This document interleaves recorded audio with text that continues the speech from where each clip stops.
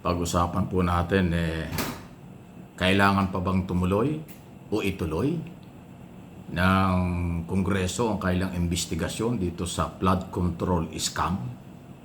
Matapos nga pong magpalit na ng liderato ang Kongreso. Okay? Kaya ako po na itatanong ito at pag-usapan natin kasi alam nyo, until now, hindi po sang-ayon yung majority leader na si Sandro Marcos, anak ng ating Pangulo, congressman ng unang distrito ng Ilocos, sa investigasyon ng Kamara. Lalo na po ngayon na buo na yung Independent Commission for Infrastructure Fact-Finding Committee under Executive Order number 94. Kaya ako po binabanggit ito from day one, sinabi na ho ni Congressman Sandro Marcos na hindi siya kontento. Parang sa kanya, huwag tayo mag-imbestiga dahil tayo dito sa Kongreso kung may mga congressman na under investigation.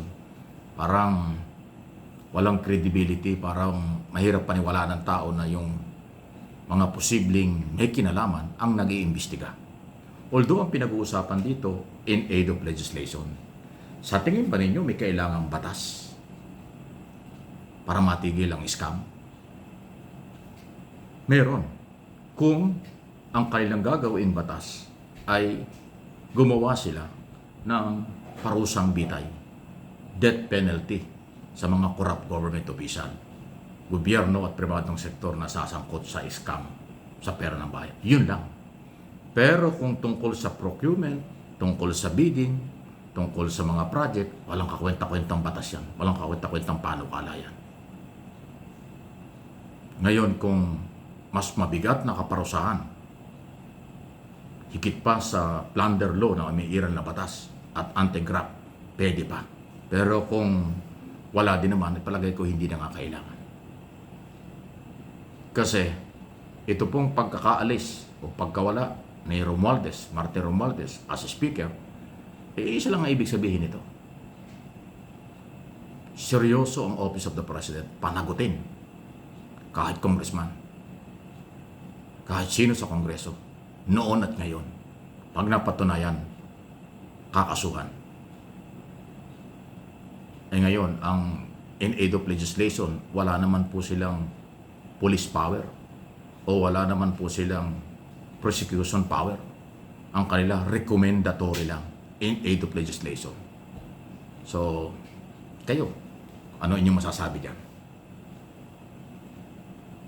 Kasi yung pagkaalis po ni Romualdez, hindi natatapos yan doon. Posible na siya at saka si Saldico na dating chairman ng Committee on Appropriation na silang nasa likod ng di umano, at yun naman ay totoo, mukhang hindi lang di umano, small committee na kung bakit nagkaroon ng insertion na sinasabi ni Congressman Toby Tiangco ng Nabotas. Hindi lang po kasi yung flood control scam ang issue sa Kongreso. Sasabihin ko na, ang issue ay nagsimula pa sa ayuda. Tapos insertion sa budget.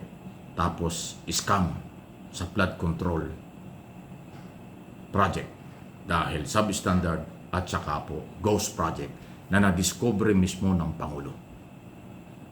Kung inyong magugunita, before election, noong 2025, itong taong ito, matindi po ang ayudang pinakawalan. Kung hindi man lahat, maraming congressman, lead by Speaker Romualdez, na pinagdudahan nun. Bakit ang Kongreso ang namimigay ng ayuda? Nagamit na gamit ang Department of Social Welfare Development, DSWD. Bakit may mga perang ipinamimigay ang congressman na ayuda na pinagdudahan ng ibang hindi naman nakakarating lahat? Trabaho ba ng congressman mamigay ng ayuda? Di ba nagbibigay ng ayuda ay Department of Social Welfare Development? Trabaho ba ng Office of the Speaker mamigay ng pera dahil sa mga ayudang nangangailangan? Yan ho ang isa sa mga pinagdudahan. Saan galing ang pera at bakit kumalat ang pera sa mga probinsya, sa mga distrito na maraming congressman po ang gumalaw sa project na yan. Isa yan sa mga pinagdudahan. Tapos insertion na hindi naman pwedeng i-deny kasi talagang nakita ng Department of Budget and Management, ito lang budget for 2025, ang daming insertion. Marami nang binito si Pangulong Marcos pero minakalusot pa rin. Di ba? Yan po yan. So ang Senado at Kongreso hindi ho malilinis, hindi pa tapos ang issue sa insertion. Although pagdating sa ayuda, ang mga senador umangal nga dyan kasi wala silang ayuda eh. Hindi naman sila nagbigay ng ayuda, hindi sila katanggap ng pera para pang-ayuda sa mahihirap. Kongreso lang ang gumawa nun. Matinding away nila yan. Susunod-sunod, ayuda, insertion, at scam sa project. Yan ang maiinit na issue na under question, under explanation, under investigation ng Kongreso ngayon o ng ang mga congressman at dating speaker diyan sa issue yan. Yan po'y kasama sa, hopefully isama lahat yan ng Independent Commission for Infrastructure Project kasi dugtong-dugtong yun eh. Yung insertion, yun ang ginagamit doon sa mga kanilang sariling project sa kanilang mga distrito. Di ba, in-expose na nga tiyan ko dyan, may parking, may sagasa.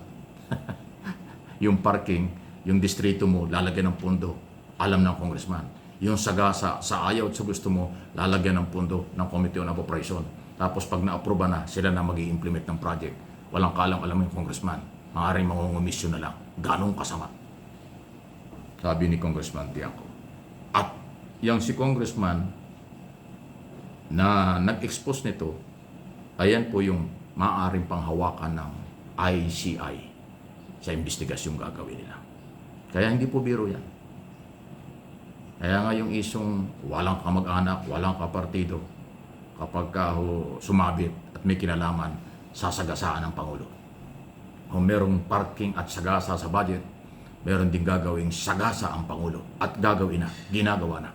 Sasagasaan niya ang lahat na maaaring may kinalaman, kahit kamag-anak, kahit kaibigan, kahit kapartido, inuulit ko.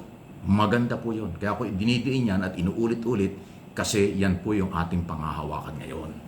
Na magkaroon tayo ng pag-asa, magkaroon kayo ng pag-asa, yung mga taong nawala ng pera, mga taong pinagnakawan, mga taong may-ari ng pera. Huwag nating isali yung mga anti-Marcos na sila nagkiklaim na sila daw ang dahilan nitong expose na ito. Hindi po. Ang Pangulo ang nag-expose nito. Hindi dahil sa pressure ng anti-Marcos. Ang Pangulo nakakita dahil nag-inspeksyon sa mga project at nakita yung dokumentong bayad pero walang project. So, dahil dyan, pinangangalagaan ni Pangulong Marcos yung taong bayang may-ari ng pera. At ito naman po ang aking ginagawa. Paulit-ulit at hindi ko po pagsasawaan niyang ipaliwanag sa inyo. Although meron pong pangilangilan, iba ang interpretation, iba ang sinasabi sa akin, ako pa yung masama, ako pa yung sinisiraan, ako pa yung sinasabi kung ano-ano. Hindi ko rin sila maintindihan. Pero hindi po ako magbabago. Sasabihin ko ang totoo sa abot ng aking kaalaman at kakayanan. Kasi obligasyon ko ito dahil may prinsipyo ako, dahil Pilipino ako. Tutulungan ko si Pangulong Marcos kahit mag-isa ako. Tutulungan ko siya dahil tama ang kanyang ginagawa. Pag tama ang kanyang ginawa, uulitin ko, tutulungan ko siya. Pero pag siya'y nagkamali at nagkulang, sasabihin ko kung anong mali at kung anong kulang. Alam din niya ng mga nakapaligid sa Pangulo kung ano sinasabi ko at ginagawa ko. Hindi ako taga-gobyerno, wala ako sa gobyerno, pero wala silang magawa kasi akin itong paninindigan at obligasyon. Sa inyo ito, sa mamamayang Pilipino. Kaya yung mga nagagali sa akin, aba isip-isip, hindi ito hanap buhay. Labanan ito ng paniniwala at pagmamahal sa bayan.